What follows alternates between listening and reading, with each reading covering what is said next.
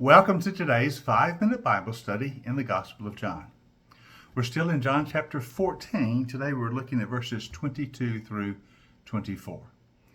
Now in this paragraph, one of the disciples asked Jesus a question about why the Lord is going to show himself to the disciples, but not to the world. Let's read that, verses 22 through 24. Now Judas, and not Judas Iscariot, said, "Lord, why do you intend to show yourself to us and not to the world?" And Jesus replied, "Anyone who loves me will obey my teaching. My Father will love them, and we will come to them and make our home with them. Anyone who does not love me will not obey my teaching. These words you hear, they're not my own. They belong to the Father who sent me." So Judas, now this is not Judas Iscariot, this is another disciple. You remember Judas Iscariot has already left the supper and gone. But this other Judas asked, "Lord, why do you show yourself to us, reveal these things to us, but not to the world? And you say you're going to go away, but come again, but only to us and not to the world. Why will not the world see these things?" And Jesus says, "If you love me, you obey my teaching." This comes from the Father. "And if you love me and obey me, the Father and I will come and make our home with you," all through the power of the Holy Spirit, the advocate he's already mentioned. Now what he's making clear is that when we believe, when we put our trust in Jesus and thus are brought into relationship with the Father and the Son and the Holy Spirit, that allows us to receive the truth of the Father. That allows us to receive the revelation from God, to see who Jesus is, to understand.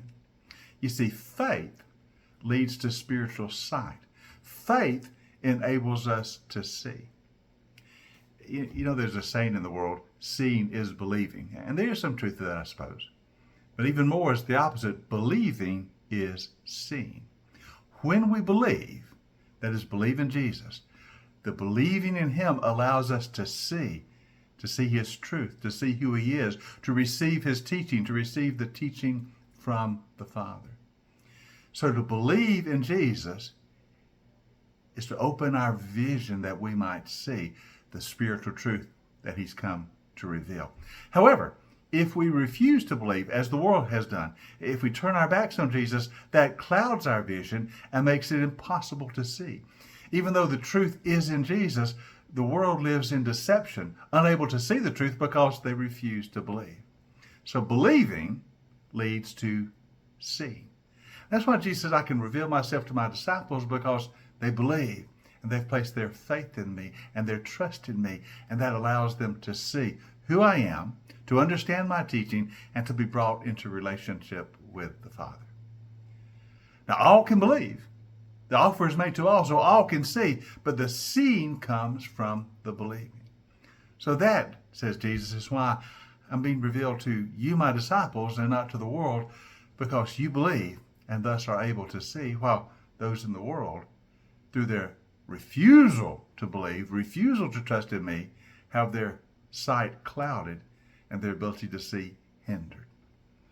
Now Jesus goes on to say, "All this I've spoken while I'm still with you, but the advocate, the Holy Spirit, whom the Father will send in my name, he will teach you all things, and he will remind you of everything that I have said to you." I told you I'm going to send you the Holy Spirit. And when he comes, he will bring all this to mind. He will remind you of everything I've taught you. He'll illuminate what it means, and he will continue to guide you into all truth. For the Spirit is the Spirit of truth. And as you are my disciples and you have my Spirit, you will be able to see all that I am and all that I am doing. The Spirit will illuminate you. He will bring the truth to you. He will open your vision. You remember the hymn we sometimes sing in the church, "Open my eyes that I may see glimpses of truth thou hast for me." Indeed, when we believe, God, Father, Son, and Holy Spirit opens our eyes and allows us to see the truth as it is in Jesus. Hope you join us tomorrow as we continue looking at John chapter 14 in our 5-minute Bible study in the Gospel of John.